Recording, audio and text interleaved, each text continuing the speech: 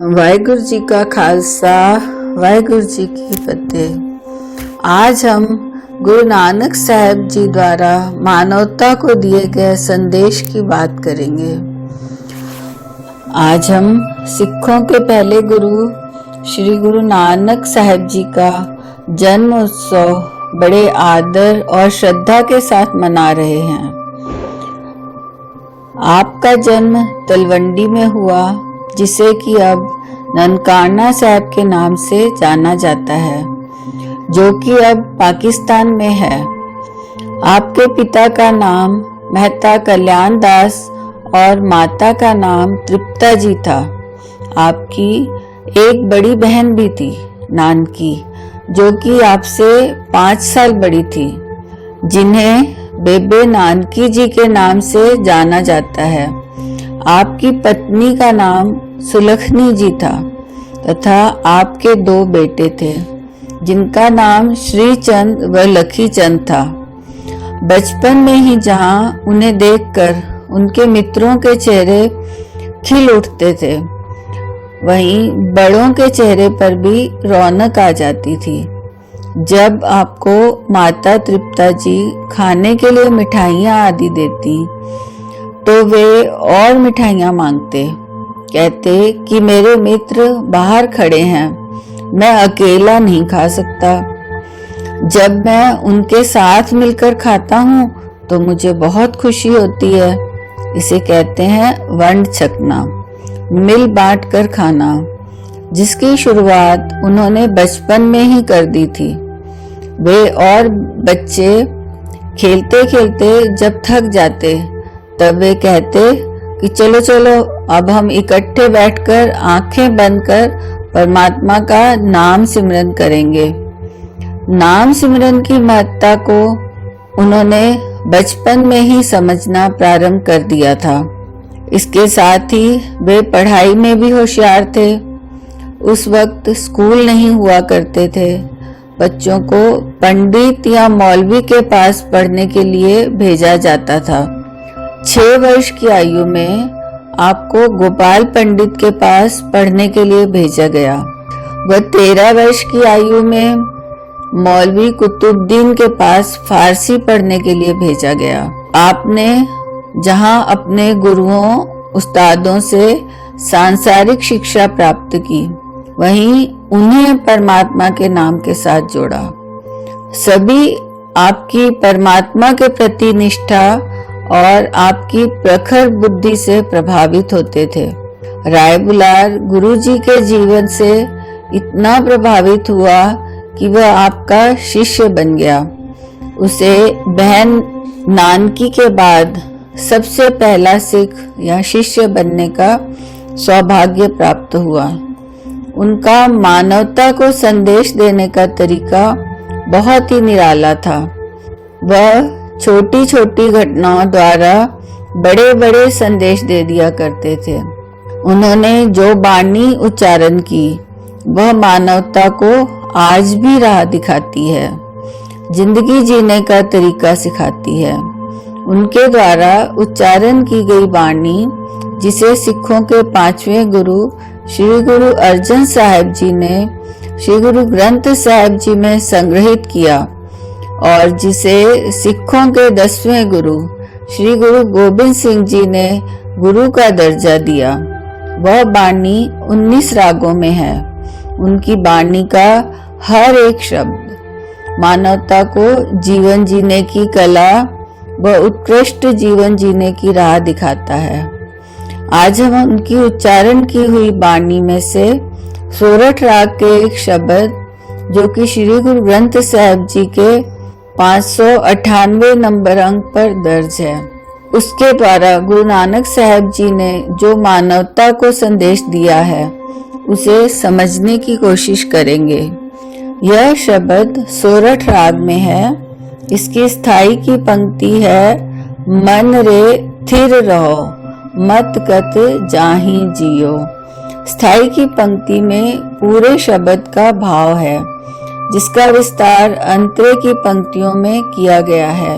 हे मेरे मन, तू बाहर ढूंढने की बजाय अपने अंदर ही टिका रह।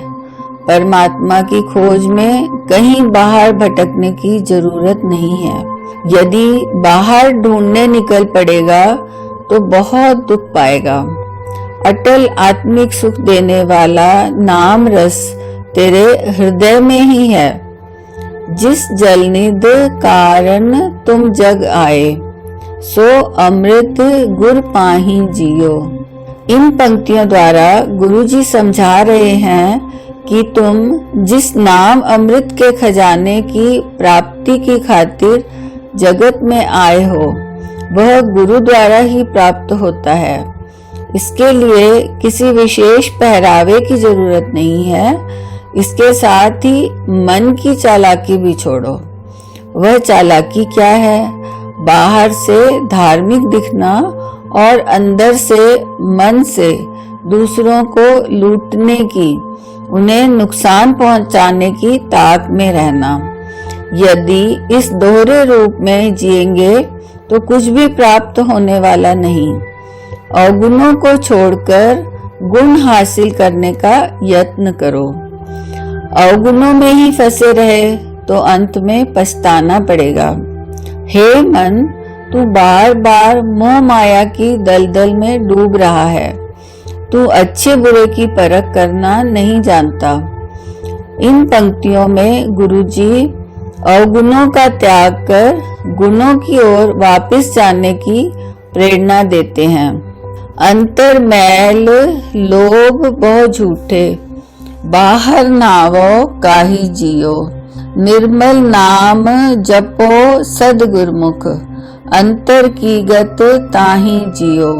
यदि अंदर लोभ की मैल भरी है और लोभ के अधीन होकर कोई ठगने की कोशिश करता है, ठगने के कार्य करता है और बाहर तीर्थ स्नान जैसे धार्मिक कार्य करता है, उन कार्यों का क्या लाभ? अंदर की उच्च अवस्था तभी बनेगी जब गुरु के दर्शाए राह पर चलकर सदैव परमात्मा का नाम सिमरन करेगा। पर हर लोभ निंदा कूड़ त्यागो, सच गुर बचनी फल पाही जियो। ज्यों पावे त्यों राखो हर जियो, जन नानक शब्द सलाही जियो। लोभ छोड़, निंदा और झूठ का त्याग कर गुरु के वचनों पर चलने से ही सदा स्थिर रहने वाला नाम रूपी अमृत फल प्राप्त होगा। गुरु नानक साहब जी परमात्मा के आगे विनती करते हैं कि हे परमात्मा, जैसी तेरी रजा है वैसे ही मुझे रख, परंतु इतनी कृपा कर कि गुरु के वचनों से जुड़कर मैं तेरे गुणों का गायन करता रहूं।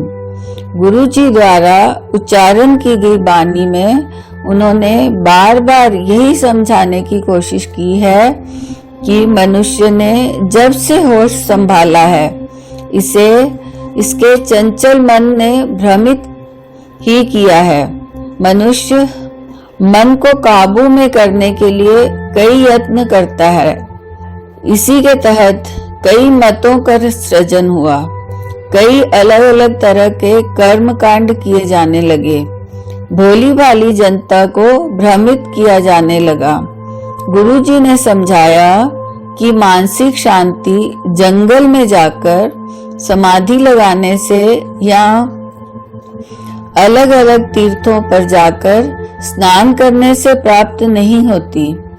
इसके लिए तो सिर्फ गुरु द्वारा दर्शाए शुभ गुण धारण करना और उन पर अमल करना ही पर्याप्त है।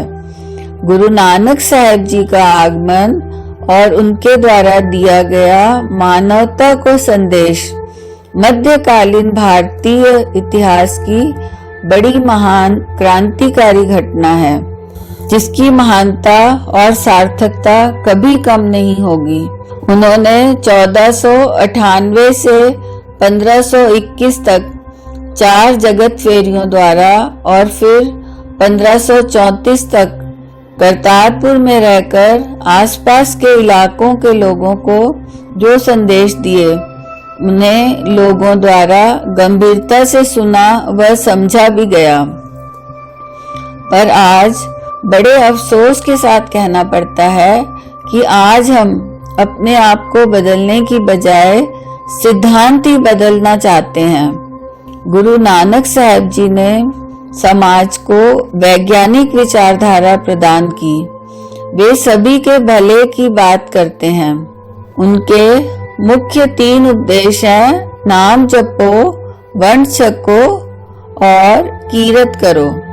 भाई गुरदास जी ने उनके लिए अपनी रचना में लिखा है, सुनी पुकार दातार प्रभ, गुरु नानक जग माहे पठाया, चरण धोए रह रास कर, चरणामृत सिक्खा पिलाया, पार ब्रह्म पूरन ब्रह्म, कलयुग अंदर इक दिखाया, चारे पैर धर्म दे, 4 वरन इक वरन कराया, राना रंक बराबरी, पैरी पौना जग वर्ताया, उल्टा खेल पिरमदा, पैरा ऊपर शीश निवाया, कलयुग बाबे तारिया, सत नाम पढ़ मंत्र सुनाया, कल तारण गुरु नानक आया। अर्थात कलयुग के उद्धार के लिए गुरु नानक का इस जग में अवतार हुआ। वाहिगुरु जी का खालसा, वाहिगुरु जी की फतेह।